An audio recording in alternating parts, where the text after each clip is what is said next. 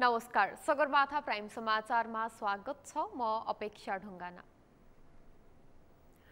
नमस्कार, म पुष्पा श्रीकारकी। सगरमाथा प्राइम समाचार सुरु गरौँ अहिलेसम्मका मुख्य समाचारबाट।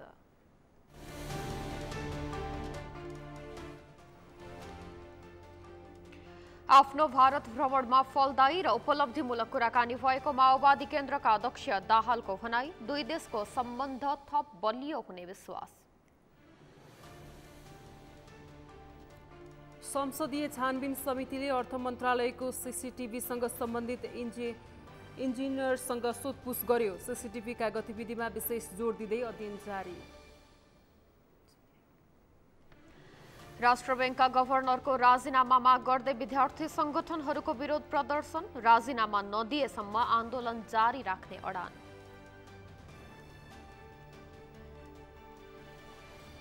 सरकारी अस्पतालमा बिरामीलाई उपचार पाउनै शास्ति। शल्यक्रियाको पालोका लागि महिनौं कुर्नुपर्ने बाध्यता। चिकित्सकले गर्ने रुखो व्यवहारले बिरामी आजे।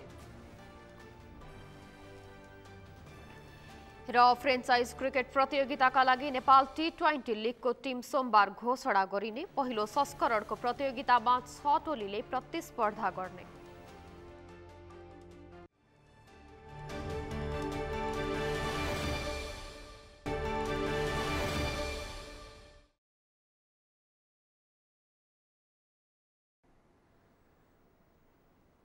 सगरमाथा प्राइम समाचार अब विस्तारमा। नेकपा माओवादी केन्द्रका अध्यक्ष पुष्पकमल दाहालले भारत भ्रमणमा फलदायी र उपलब्धिमूलक कुराकानी भएको बताउनु भएको छ। आज भारतीय जनता पार्टी भाजपाका अध्यक्ष जेपी नड्डासँगको भेटपछि अध्यक्ष दाहालले यस्तो बताउनु भएको हो।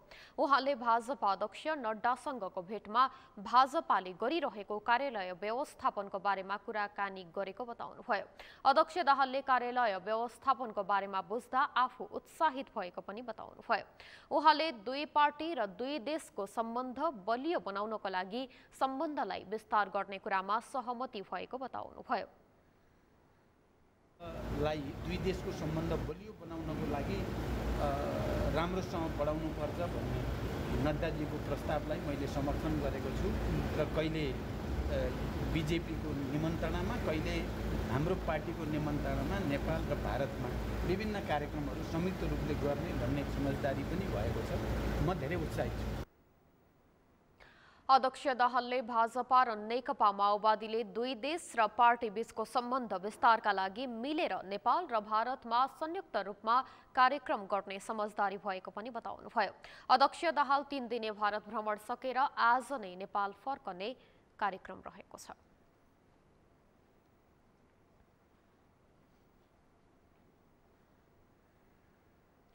संघीय निर्वाचनको मुखमा माओवादी केन्द्रका अध्यक्ष पुष्पकमल दाहालले भारत भ्रमणलाई विपक्षीले शंकाको दृष्टिले हेरेका छन् भने माओवादी केन्द्रका नेताहरूले सम्बन्ध सुधारका लागि गरिएको भेटवार्ता भन्दै यसलाई सकारात्मक रूपले हेर्नुपर्ने बताएका छन्।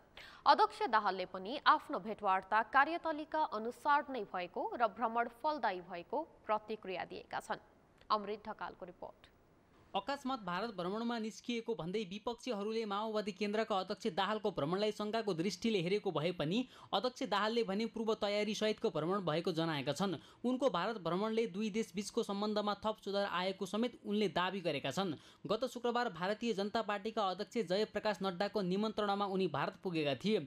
चिनिया कम्युनिस्ट पार्टीका विदेश विभाग प्रमुखले नेपालमा उच्च स्तरीय राजनीतिक भेटवार्ता गरेर फर्किए लगतै अध्यक्ष दाहालको भारत भ्रमणले नेपाली राजनीतिमा तरङ्ग ल्याएको छ। अझ अध्यक्ष दाहालको भ्रमणकै बेला प्रधानमन्त्री शेरबहादुर देउवाकी पत्नी आर्जु देउवाको भ्रमणले नेपाली राजनीतिमा थप तरङ्ग पैदा गरेको छ। एउटै मात्रै चाहिँ इन्डियाको चाहिँ इन्ट्रेस्ट के हो त त्यो महत्त्वपूर्ण हुन्छ। किनभने भोलि सम्भावित पावरमा आउन सक्नेहरू जुन हुन्छ तिनीहरूलाई चाहिँ कुनै न कुनै रूपमा आफ्नो प्रभावमा राख्ने हो। त्यो स्पष्टै हो।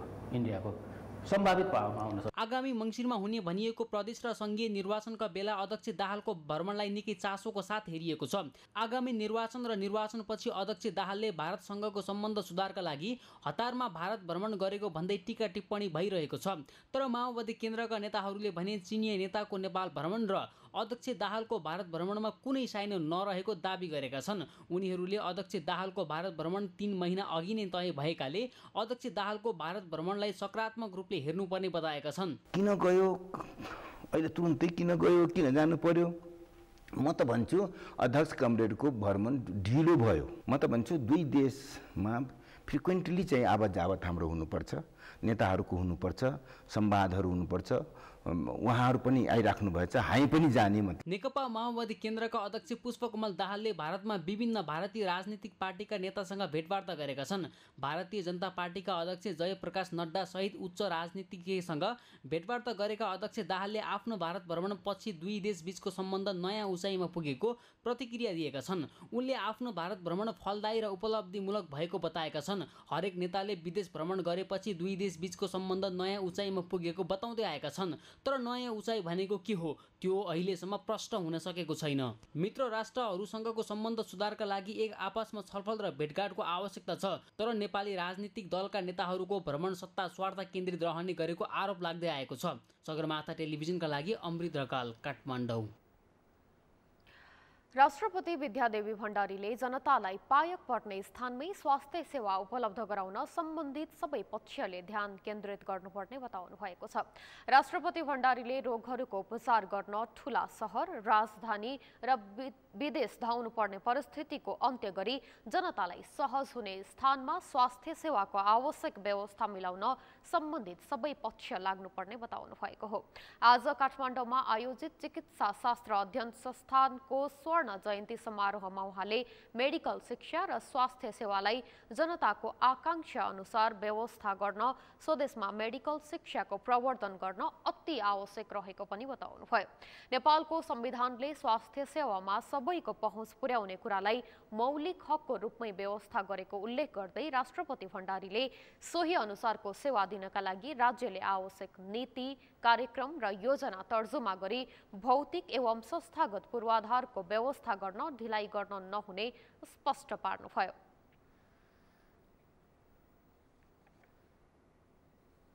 स्वास्थ्य सेवामा पहुँचलाई मौलिक हकको रूपमा सुनिश्चित गर्दै स्तरीय स्वास्थ्य सेवा सहज रूपमा सबैले प्राप्त गर्ने अधिकारको प्रत्याभूति गरेको छ। यस संवैधानिक प्रावधानलाई मूर्त रूप प्रदान गर्न स्वास्थ्य क्षेत्रमा आवश्यक पर्ने जनशक्तिको आवधिक प्रक्षेपणको आधारमा विशेषज्ञ डाक्टर, नर्स लगायत स्वास्थ्य प्राविधिकहरूको उत्पादनका लागि राज्यद्वारा आवश्यक नीति, कार्यक्रम र योजना तर्जुमा गर्दै भौतिक एवं संस्थागत पूर्वाधारको व्यवस्था गरिनु पर्दछ। सो अवसरमा राष्ट्रपति भण्डारीले विशिष्टीकृत स्वास्थ्य सेवाका लागि चिकित्सा शिक्षा अध्ययन संस्थानको प्रयास, तयारी र योजनाको खुलेर प्रशंसा समेत गर्नुभयो।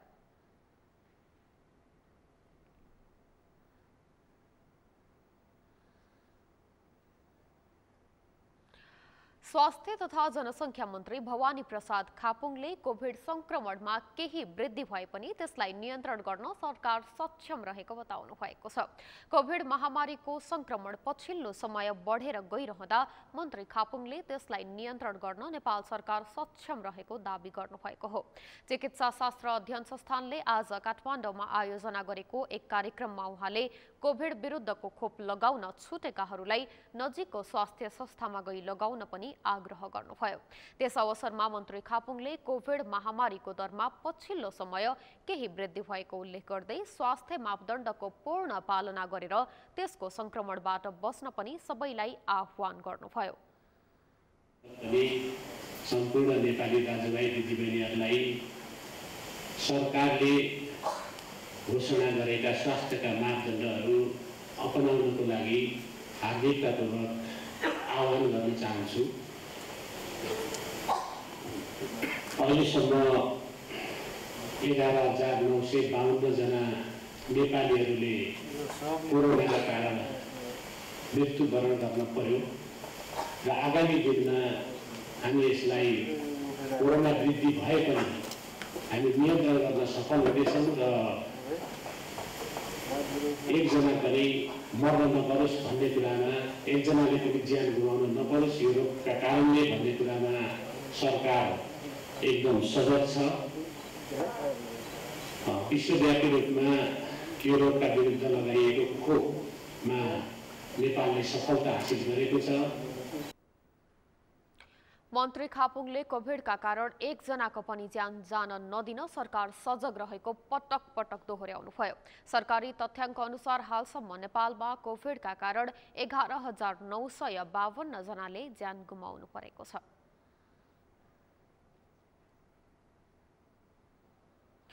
पूर्व अर्थमन्त्री जनार्दन शर्मामाथि छानबिन गर्न बनेको संसदीय छानबिन विशेष समितिले अर्थ मन्त्रालयको सीसीटीभीसँग सम्बन्धित इन्जिनियरसँग सोधपुछ गरेको बताएको छ। आज सिंहदरबारमा बसेको समितिको बैठकमा अर्थ मन्त्रालयका उच्च तह तथा अन्य विभिन्न तहका पदाधिकारीहरूसँग सोधपुछ गरेको हो। समितिका सचिव सुरेन्द्र अर्यालले आइतबार अर्थ मन्त्रालयका प्रशासन महाशाखा प्रमुख, सीसीटीभीसँग सम्बन्धित काम गर्ने आईटी इन्जिनियर र बजेट महाशाखा प्रमुखसँग पनि सोधपुछ गरेको बताउनुभयो। शनिबार समितिले मूल गेटदेखिका सीसीटीभीका गतिविधिहरूमा विशेष जोड दिएर अध्ययन गरिरहेको बताएको थियो। कागजात माग्ने र आवश्यक प्रमाणहरू चाहिँ अर्थ मन्त्रालयसँग माग्ने काम पश्चात योदेखि अर्थ मन्त्रालयका विभिन्न तहका पदाधिकारीहरूसँग चाहिँ नि जानकारी लिने, सोधपुछ गर्ने कार्यक्रम चाहिँ नि निरन्तर चलिरहेको छ। अब हिजो पनि जस्तो के अरे आन्तरिक राजस्व विभाग र भन्सार विभागका डिजी साहबहरू र अर्थ मन्त्रालयका राजस्व व्यवस्थापन महाशाखाका प्रमुख र त्यहाँका उपसचिवहरूसँग चाहिँ नि सोधपुछ गर्ने काम भयो। आज त्यसैको निरन्तरताको रूपमा चाहिँ आज बिहान 8 बजेदेखि हामीले प्रशासन महाशाखा प्रमुख र त्यो सीसीटीभीसँग सम्बन्धित काम गर्ने चाहिँ आइटीको इन्जिनियरसँग चाहिँ बिहान 8 बजेको बैठकमा चाहिँ छलफल भयो।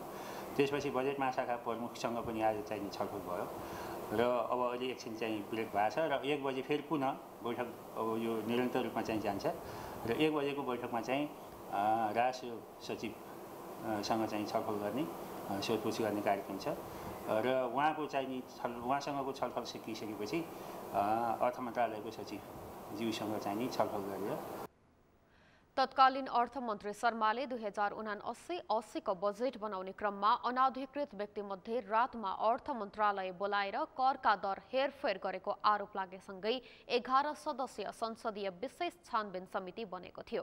पूर्व अर्थमन्त्री शर्माले संसदीय छानबिन समिति बनेसँगै अर्थमन्त्रीबाट राजीनामा दिनुभएको थियो।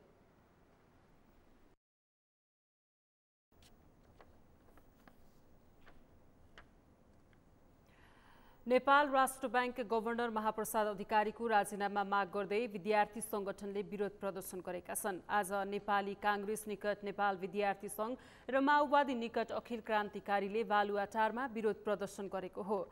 गभर्नर अधिकारी नेकपा एमालेको अर्थ तथा योजना विभागका सदस्य भएको आरोप लागेपछि गभर्नर विरुद्ध आन्दोलन भएको हो। सरकारलाई दबाब दिएर गभर्नरको राजीनामा माग गर्न विद्यार्थीहरूले प्रदर्शन सुरु गरेका छन्। विरोध प्रदर्शनमा बोल्दै अहिले क्रान्तिकारीको अध्यक्ष पञ्चास सिंहले नेकपा एमालेले ऐन कानुन मिचेर गभर्नर अधिकारीलाई राजीनामा दिनबाट रोकिरहेको बताउनुभयो। त्यसो भएको कारण यहाँ नेपाल विद्यार्थी संघ अनि राष्ट्रिय क्रान्तिकारी भन्न आइरहेको छ। आज रात खडा गरिने डमी एम अधिकारी खारेज गर्नेछौँ। खारेज गरेर महाप्रसाद अधिकारीलाई यो राष्ट्र बैंकको गभर्नर पदबाट बर्खास्त नगरिएसम्म यो सडक आन्दोलन निरन्तर अगाडि बढ्नेछ र यो सडक सङ्घर्षले एम अधिकारीलाई खारेज गर्नेछ। विरोध प्रदर्शनमा नेपाली कांग्रेस निकट विद्यार्थी संगठन नेपाल विद्यार्थी संघका सभापति दुजाङ शेर्पाले राजनीतिक पदमा रहेको व्यक्ति गभर्नर हुन नपाउने भन्दै तत्काल गभर्नर अधिकारीले राजीनामा दिनुपर्ने बताउनुभयो। उहाँ नेकपा एमाले केपी ओलीका एउटा साधारण विभागीय सदस्य मात्र होइन कि उहाँ एउटा चाहिँ कार्यकर्ता भएर केपी ओलीको एउटा कार्यकर्ता भएर नेता भएर जुन ढङ्गबाट राष्ट्र ब्याङ्कलाई अगाडि लाग्न खोज्नु भइरहेको छ, जुन ढङ्गबाट देशको अर्थतन्त्रलाई असफल बनाउन खोज्नु भइरहेको छ, तत्काल एम प्रसाद अधिकारीले तत्काल राजीनामा दिनुपर्छ भन्ने अध्यक्ष शेर्पाले गभर्नर अधिकारीले राजीनामा नदिएसम्म आन्दोलन जारी राख्ने पनि बताउनु भएको छ।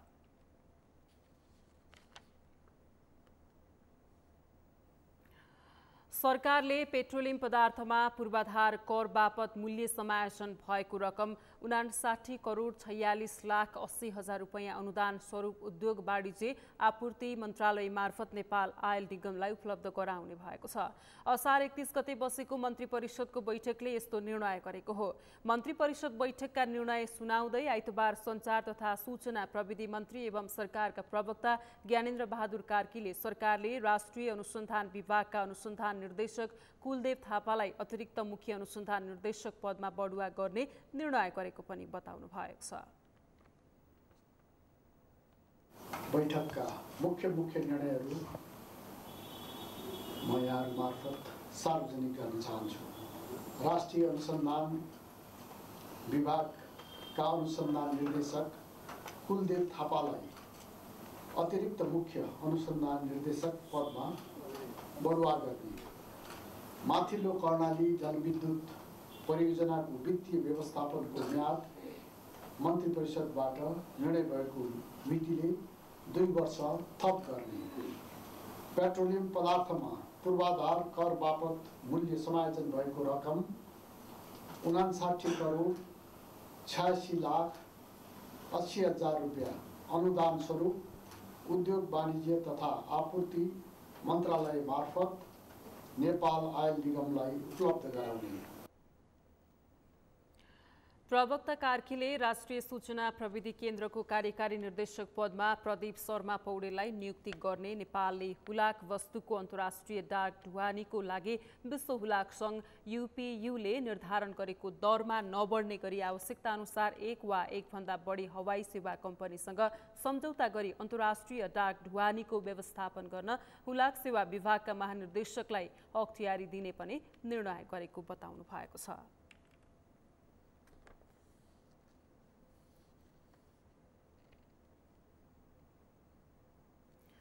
सगरमाथा प्राइम समाचारमा अब पालो विश्रामपछि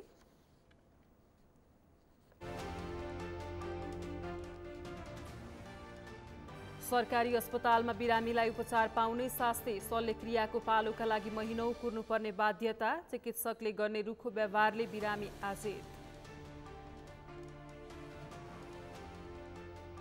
युक्रेनको दक्षिणी सहर निकोपोलमा रुसको मिसाइल आक्रमण, कम्तीमा 37 जनाको मृत्यु, दर्जनौं घाइते।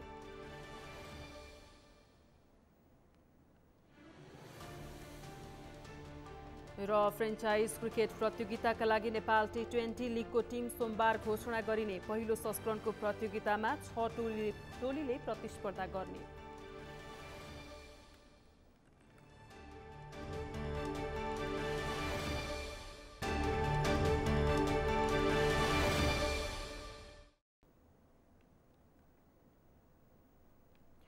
विश्रामपछि सगरमाथा प्राइम समाचारमा स्वागत छ। अब बाँकी समाचार।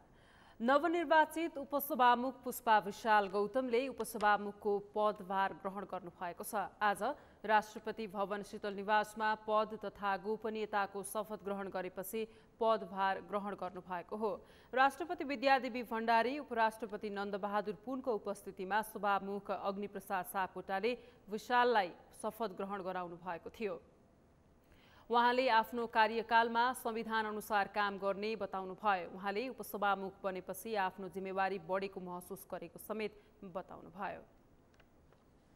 मैले फेरि पनि दोहोऱ्याएँ, यो संविधान कार्यान्वयन गर्दा संविधानले उपसभामुख पदबाट अपेक्षा गरेको भूमिकामा मेरो इमान्दारीपूर्वक मेरो आफ्नो काम कारबाही अगाडि बढाउनेछु र सदनलाई पनि अत्यन्त प्रभावकारी ढङ्गबाट अगाडि बढाउनको लागि पनि मलाई लाग्छ 3 महिना 4 महिना जति समय छ त्यो समय मेरो लागि अत्यन्त महत्त्वपूर्ण रहनेछ र आफ्नो भूमिका पनि त्यही अनुसार निर्वाह गर्नेछु। उपसभामुख भुसाल गत शुक्रबार नेकपा एमालेकी सांसद विद्या भट्टराईलाई पराजित गर्दै गठबन्धनको तर्फबाट उपसभामुखमा निर्वाचित हुनुभएको थियो।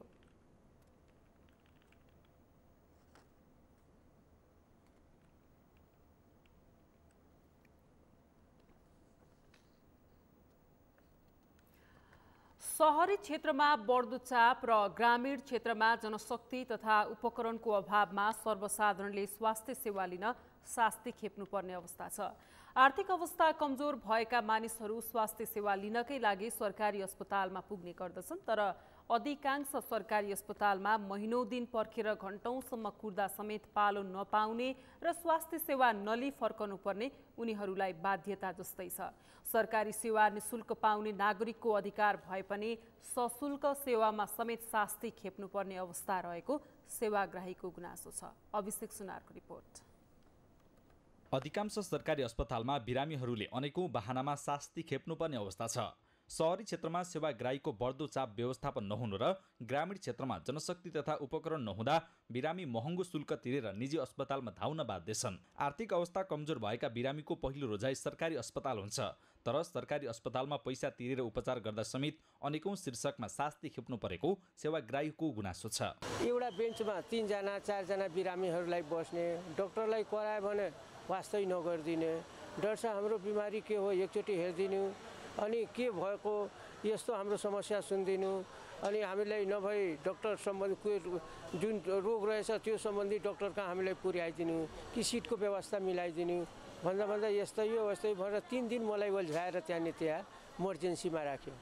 बल्ल बल्ल इमर्जेन्सीबाट मलाई वार्डमा सार्यो। वार्डमा सारेपछि भन्छ अब सिटी स्क्यान गर्नु पर्यो र 24 घण्टाको पिसाब एक ठाउँमा राखेर यसको रिपोर्ट पाएपछि बल्ल तपाईको रोगको पत्तो लाग्छ। अस्पतालहरूमा कतिपय चिकित्सकहरूले बिरामीको व्यवस्था गर्ने गरेको सेवाग्राहीहरूले बताएका छन्।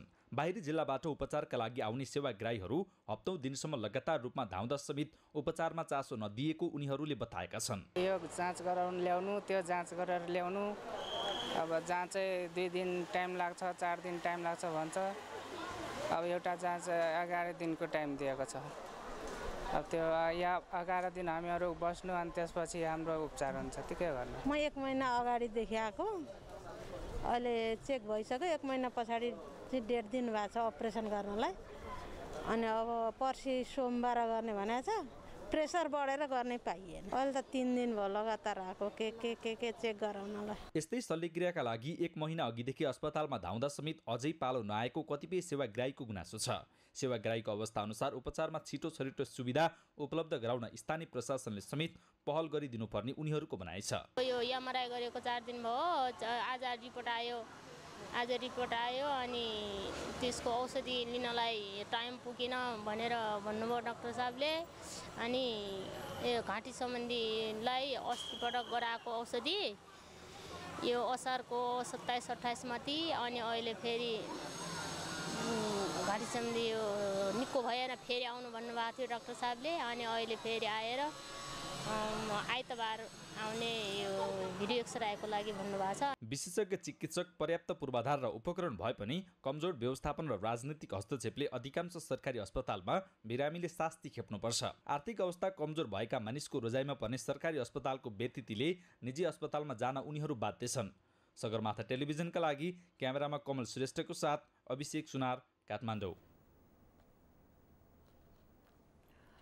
प्रहरीले मृगौला बेचबिखनमा संलग्न रहेको आरोपमा 5 जना गिरोहलाई पक्राउ गरेको छ। नेपाल प्रहरीको मानव बेचबिखन अनुसन्धान ब्युरोले आज काठमाडौँमा पत्रकार सम्मेलन गरी सडक बालबालिकाहरूलाई प्रलोभनमा पारी मृगौला बेचबिखनमा संलग्न रहेको आरोपमा रामेछापका हिमाल श्रेष्ठ भन्ने, धनबहादुर रोका, गुल्मीका विजय कुमार, दैलेखका भूपेन्द्र शाही, विमल बहादुर शाही र झापाका आशिष तामाङलाई पक्राउ गरिएको जानकारी गराएको हो। भारतमा गएर मृगौला दान गरी बापत जनही 5 लाख नगद र एउटा नयाँ मोबाइल सेट दिने प्रलोभनमा परि सडक बालबालिकाहरूलाई भारत लैजाने तयारी भइरहेको सुराकी पाएपछि उनीहरूलाई गत असार 28 गते काठमाडौँको विभिन्न स्थानबाट पक्राउ गरी कारबाही प्रक्रिया अघि बढाइएको ब्युरोका प्रवक्ता प्रहरी उपरीक्षक दानबहादुर मल्लले बताउनुभयो।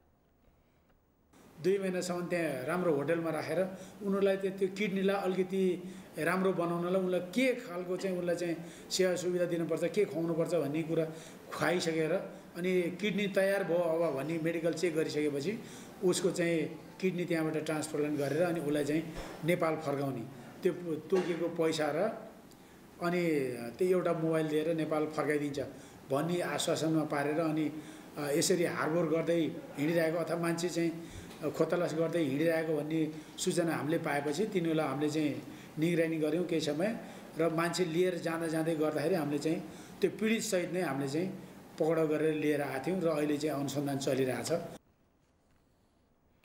पक्राउ परेका उनीहरूलाई मानव बेचबिखन तथा ओसार पसार नियन्त्रण ऐन 2064 अनुसार कारबाही प्रक्रिया अघि बढाइएको पनि ब्युरोले जनाएको छ।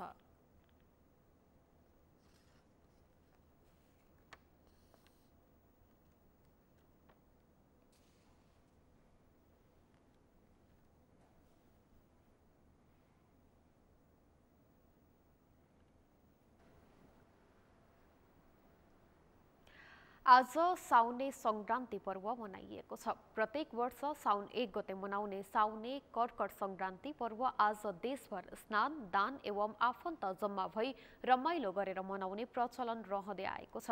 सूर्यले मिथुन राशिको भोग पूरा गरी कर्कट राशिमा प्रवेश गर्ने पहिलो दिन आज देशभर साउने संक्रान्तिका रूपमा मनाउने प्राचीन परम्परा रहेको छ।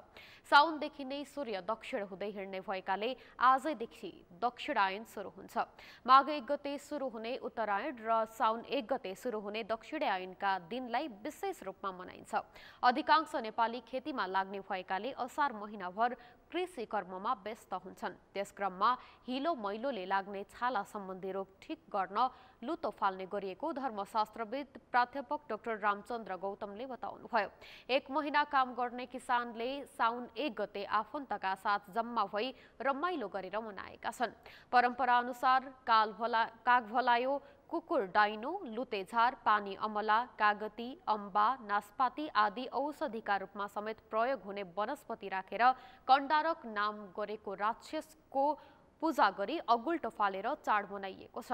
लुतो फाल्दा आआफ्नो कुल परम्परा अनुसार नाङ्लो थटाउने, शङ्ख फुक्ने, घण्टा बजाउने, ढोका बन्द गर्ने चलन नेपाली समाजमा रहेको छ।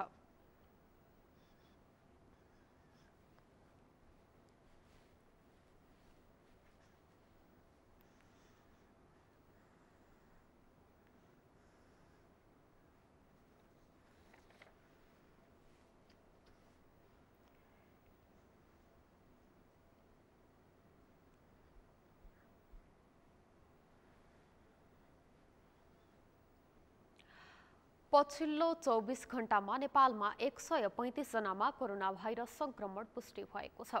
स्वास्थ्य तथा जनसङ्ख्या मन्त्रालयका अनुसार 3041 जनाको परीक्षण गर्दा 135 जनामा संक्रमण देखिएको हो, जसमध्ये 1473 जनाको पीसीआर परीक्षण गर्दा 114 र 1568 जनाको एन्टिजेन परीक्षण गर्दा 21 जनामा संक्रमण देखिएको मन्त्रालयले जनाएको छ। यससँगै पछिल्लो 24 घण्टामा कोरोना भाइरसको संक्रमणबाट 1 जनाको ज्यान गएको छ। केही दिन यता लगातार रूपमा कोरोना संक्रमण बढेसँगै लामो समयपछि नेपालमा कोरोनाबाट 1 जनाले ज्यान गुमाएका हुन्। नेपालमा हालसम्म 11953 जनाको कोभिड-19बाट मृत्यु भइसकेको छ।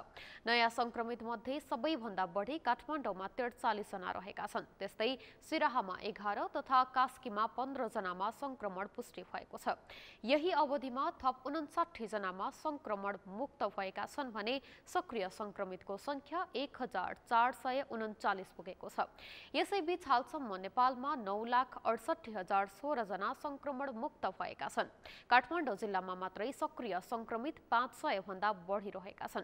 आज थपिएका सँगै नेपालमा कोरोना संक्रमितको कुल संख्या 11,22,336 पुगेको छ।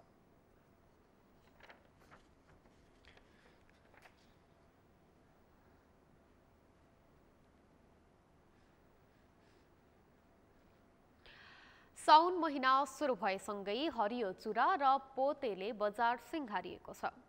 राजधानी काठमाडौँका असन, इन्द्रचोक लगायतका व्यस्त बजारहरू हरियो चुरा, पोते र मेहेन्दीले सजिएका छन्। विगतका वर्षहरू झैं यस वर्ष पनि हरियो चुरा र पोतेले बजार भरिए पनि प्रयोगकर्ताहरू भने घटेका छन्। विगतका वर्षहरूको तुलनामा यस वर्ष साउनको पहिलो दिन 75% व्यापार घटेको व्यापारीहरूले बताएका छन्। मेनुका लम्सालको रिपोर्ट।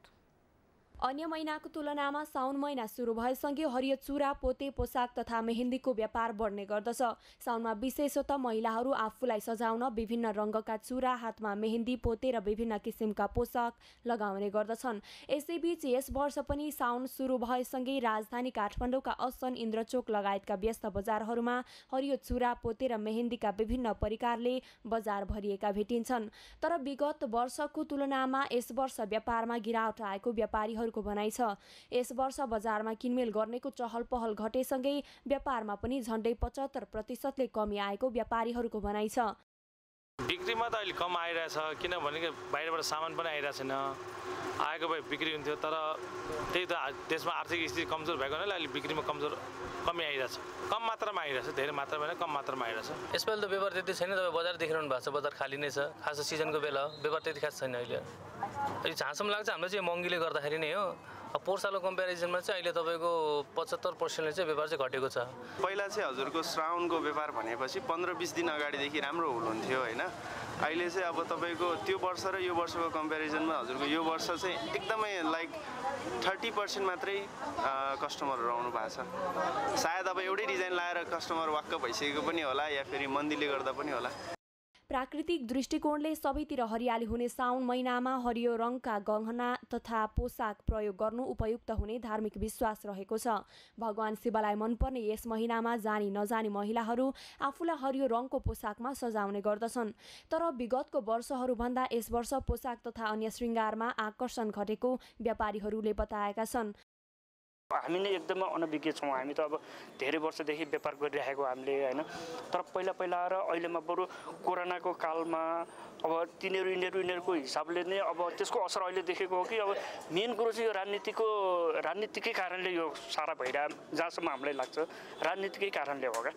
किनभने राजनीतिक भनेको हरेक कुरामा राजनीतिक हुन्छ होइन, हरेक कुरामा राजनीतिक हुन्छ। तर यो व्यापारमा नै राजनीतिकै कारणले चाहिँ अहिले एकदमै व्यापार बट्टा एकदम चौपट भएको छ क्या। व्यापार ठिकै साउनको अब नगरपालिकाले राख्ने दिन्छ त व्यापार राम्रो हुन्छ, राख्ने दिँदैन ऊ लखडे गर्छ, पैसा माग्छ, पैसा दिएन भने लखडे गर्छ। अब के गर्ने, हामी काम गर्ने आएको हो मान्छे। अब टाढादेखि मान्छे आएको, होटलमा खाने पर्छ, होटलमा सुत्ने पर्छ। अनि अब यो मन्दी नै हो जस्तो लाग्छ, आर्थिक मन्दी होला अथवा तपाईँको कोरोनाको केही होला, नत्र यति धेरै बजार चाहिँ हुन नपर्ने हो। साउनको हामीले चाहिँ पहिला तपाईँको साउनको व्यापार भनेको असार महिनामै गरिसक्थ्यौँ होइन, किनकि साउनमा त लगाउने हो नि होइन। अनि असार महिना गरिसक्थ्यौँ, तर अब हुन त हुन्छ, तर अब 1-2%, 4%, 5%सम्म होला, त्यस्तो खास व्यापार हुँदैन अब चाहिँ। कतिपय महिलाले धार्मिक आस्थाका आधारमा व्रत उपासना र हरियो चुरा, पोते र पोसाक लगाउने भए पनि कतिपयले फेसनको रूपमा मात्र यसको प्रयोग गर्ने गरेको पाइन्छ। तर यस वर्ष विगतका वर्षहरू झैँ बजारमा चहल पहल र व्यापार नहुँदा व्यवसायीहरू भने चिन्तित देखिएका छन्। सगरमाथा टेलिभिजनका लागि क्यामेरामा कमल श्रेष्ठका साथमा मेनुका लम्साल, काठमाडौँ। समाचारमा पालो भएको छ विश्रामपछि।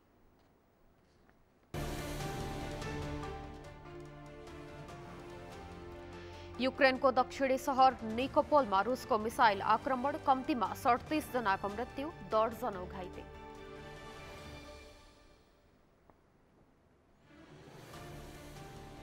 र फ्रेन्चाइज क्रिकेट प्रतियोगिताका लागि नेपाल T20 लिगको टिम सोमबार घोषणा गरिने। पहिलो संस्करणको प्रतियोगितामा 6 टोलीले प्रतिस्पर्धा गर्ने।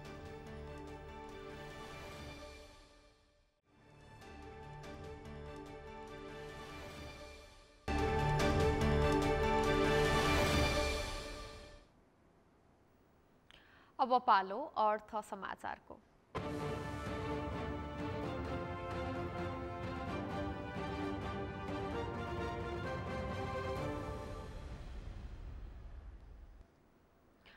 देश विकासमा महत्त्वपूर्ण भूमिका खेल्ने पुँजी बजारमा सुधार आउन सकेको छैन।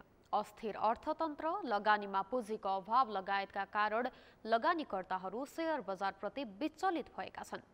लगानीको वातावरण सिर्जना गर्ने, मुद्रास्फीति कम गर्ने, वैदेशिक सहायता प्राप्त गर्ने र लगानीका लागि पुँजीगत खर्चमा सरकार जिम्मेवार बन्ने हो भने पुँजी बजारमा सुधार आउन सक्ने अर्थविदहरूको भनाइ छ।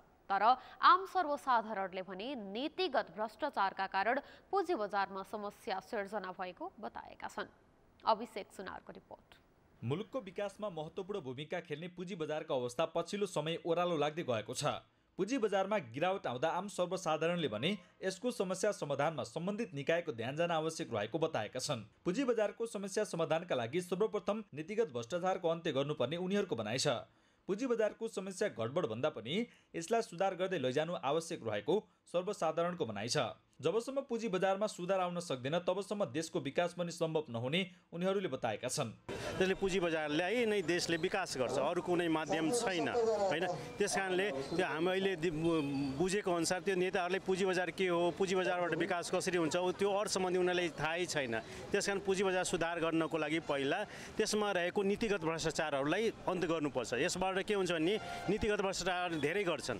कहिले सेवनले नीतिगत भ्रष्टाचार गरिदिन्छन्, नीतिगत टुल्सहरू प्रयोग गरेर त्यसलाई तलमाथि गराइदिने। सरकारको चाहिँ अस्थिर नीति, त्यस पछाडि नियामक निकायको राष्ट्र ब्याङ्कको चाहिँ लगातार पुँजी बजार विरोधी नीति नियमहरू नै यसको चाहिँ मुख्यतः कारण हो। र पुँजी बजार सुधार र विस्तारका लागि अहिले चाहिँ नियामक निकायहरूले र सरकारले पनि सुधारका धेरै कामहरू गर्नुपर्ने छ, जुन अहिले धितोपत्र बोर्डसँग पनि हाम्रो 19 बुँदे सहमति भएको छ। धितोपत्र बोर्डले चाहिँ ती 19 बुँदे कार्यान्वयनमा लान पनि सुरु गरिसकेको छ। तर त्यस्तै राष्ट्र ब्याङ्क र अर्थ मन्त्रालयले गर्नुपर्ने धितोपत्र बोर्डले गर्नेदेखि बाहेकका कामहरू छन्, ती कामहरू चाहिँ तत्काल गर्नुपर्छ। राष्ट्र बैंकले ल्याएको पुँजी बजार विरोधी नीतिहरूका कारण पुँजी बजारमा समस्या उत्पन्न भएको कतिपयको भनाइ छ। त्यस्तै अर्थतन्त्रको अस्थिर चरित्र, पुँजीको अभाव, लगानीकर्ताको अभावका कारण पनि लगानीकर्ताहरू पुँजी बजारप्रति विचलित भएको अर्थविदहरूले बताएका छन्। अर्थतन्त्रमा सुधार, मुद्रास्फीतिमा कमी, लगानीको वातावरण सिर्जना गर्ने र सरकारले पुँजीगत खर्च समयमा गर्ने हो भने पुँजी बजारमा सुधार आउन सक्ने उनीहरूको भनाइ छ। पुँजी बजार पनि लगानीको एउटा उपयुक्त विकल्प हो भन्ने कुरामा मान्छेमा विश्वास जाग्नु पर्यो है। र त्यो बजार लगानी गर्नको लागि पुँजी प्राप्त हुनु पर्यो र त्यसको लागि चाहिँ समग्र अर्थतन्त्र सङ्लिँदै जानु पर्यो। मुद्रास्फीतिको दर घटेर जानु पर्यो, निजी क्षेत्रको लगानीहरू बढ्नु पर्यो। वित्तीय क्षेत्रमा मात्रै होइन, अहिले म्यानुफ्याक्चरिङको सेक्टरमा, आइटीको सेक्टरमा, टुरिज्मको सेक्टरमा नयाँ इन्डस्ट्रीहरू आउनु पनि पर्यो। यहाँ के छ भने नयाँ चाहिँ नि त्यो आइपिओ जारी हुने भयो भने फेरि अर्को चाहिँ नि त्यो मान्छेहरू डराउँछ। त्यो डराउने होइन नि, आइपिओ जारी भयो भने त त्यो बजार विस्तारित हुँदै जाने हो नि, फराकिलो हुनु पर्यो नि त होइन। पुँजीकरण भने आइपिओ जारी हुने भनेको के हो त, थप चाहिँ नि कम्पनीहरू सूचीकृत हुन्छन्, थप पुँजीकरण हुँदै जान्छ।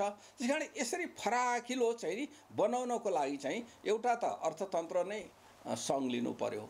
पुँजी बजारमा लगानी गर्नका लागि तयार लगानीकर्ताहरूमा आत्मविश्वास सिर्जना हुन सक्यो भने मात्र लगानीकर्ता बढ्ने र पुँजी बजारको विकास हुँदै जाने अर्थविदहरूको भनाइ छ। पुँजी बजारमा देखिएको गिरावट र समस्याका विरुद्ध पुँजी बजार सुधार सङ्घर्ष समिति र त्यससँग सम्बन्धित विभिन्न सङ्घ संस्थाहरूले विरोध जनाएका छन्। पुँजी बजारलाई स्वतन्त्र रूपमा चल्न दियो भने यसको विकास हुन सक्ने उनीहरूको भनाइ छ। सगरमाथा टेलिभिजनका लागि क्यामेरामा सुरेन्द्र राउत र सम्पूर्ण लम्सालको साथ अभिषेक सुनार, काठमाडौँ। मुलुकको विकास र अर्थतन्त्रमा प्रत्यक्ष प्रभाव पार्ने पुँजी बजारमा सुधार आउन सकेको छैन। पुँजी बजार सुधारको माग गर्दै लगानीकर्ताहरूले प्रदर्शन समेत गर्दै आएका छन्। यसै सन्दर्भमा आजको सगरमाथा जनबोलीमा हामीले सर्वसाधारणलाई सोधेका छौँ, पुँजी बजारको सुधारका लागि के गर्नु पर्ला? हेरौँ उनीहरूको भनाइ, उनीहरूकै शैली।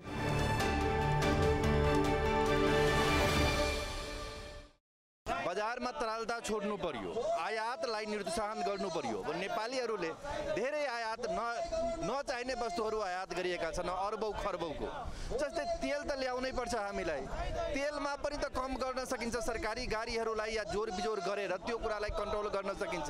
राष्ट्र ब्याङ्कले जुन सेयर बजार विरुद्ध ल्याएका नीतिहरू थिए, जस्तो सबैभन्दा ठुलो चाहिँ 4-12 को नीति, एउटा ब्याङ्कबाट 4 करोड र 3वटा ब्याङ्कबाट 12 करोडको लिन पाउने जुन नीति लिएर आयो राष्ट्र ब्याङ्कले, मेन बजारप्रतिको प्रहार चाहिँ यही नै हो। यसैलाई चाहिँ सच्याउनु पर्छ, यो नीति नै हटाउनु पर्छ। पुँजी बजारलाई चाहिँ तपाईँको यो खेलको रूपमा अथवा गेमिङको रूपमा प्रयोग भएको छ र यसमा जो व्यक्तिहरू अनुभवी छन् उनीहरूले चाहिँ बेला बेलामा बजार रेट घटाउने र बेला बेलामा कुनै एउटा हुइमा आए पछाडि कुनै एउटा न्यू आए पछाडि घटाउने र जनताहरूलाई तमाम जनताहरूलाई डुबाउने।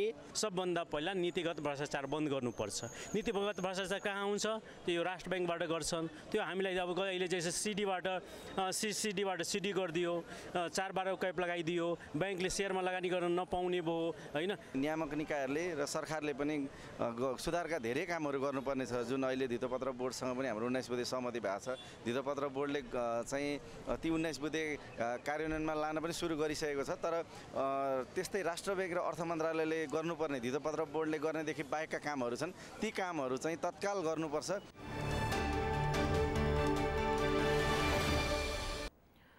सुदूरपश्चिम प्रदेशको खेल क्षेत्रको भविष्य बोकेको फाप्ला क्रिकेट मैदानलाई अन्तर्राष्ट्रिय क्रिकेट मैदान तथा खेलग्राम निर्माणका लागि प्रारम्भिक प्रक्रिया अगाडि बढाइएको छ। वर्षौंदेखि चर्चामा मात्रै रहेको फाप्ला क्रिकेट मैदानलाई खेलग्रामका रूपमा निर्माण प्रक्रिया सुरु हुने भएपछि त्यहाँका नागरिकमा खुसियाली छाएको छ।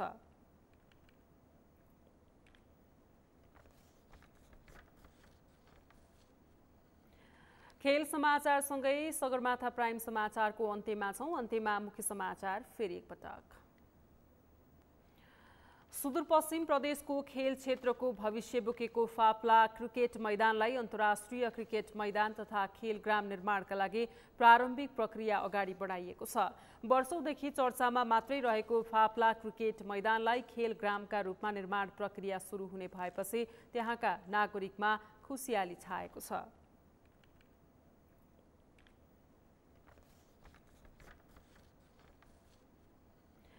खेल समाचारसँगै सगरमाथा प्राइम समाचारको अन्त्यमा छौं। अन्त्यमा मुख्य समाचार फेरि एकपटक।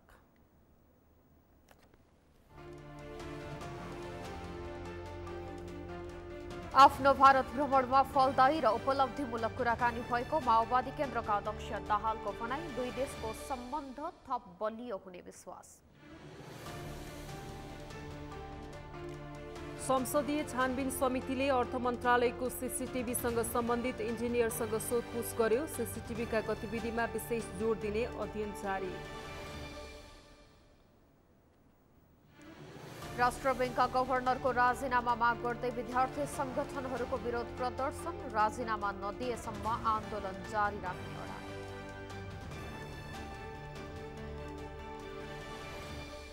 सरकारी अस्पतालमा बिरामीलाई उपचार पाउने शास्ति। शल्यक्रियाको पालोका लागि महिनौं कुर्नुपर्ने बाध्यता। चिकित्सकले गर्ने रुखो व्यवहारले बिरामी आजे।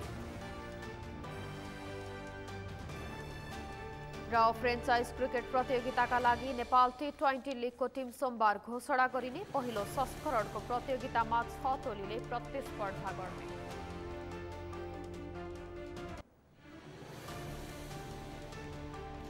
हवस् त सगरमाथा प्राइम समाचार अहिलेलाई सकियो। तपाईँ हामीलाई सगरमाथा बुलेटिनका साथै सगरमाथा टेलिभिजनका सम्पूर्ण कार्यक्रम www.sagarmatha.tv मा पनि पढ्न र हेर्न सक्नुहुनेछ। साथै युट्युबमा youtube.com/sagarmatha.tv नेपालमा हेर्न सक्नुहुनेछ।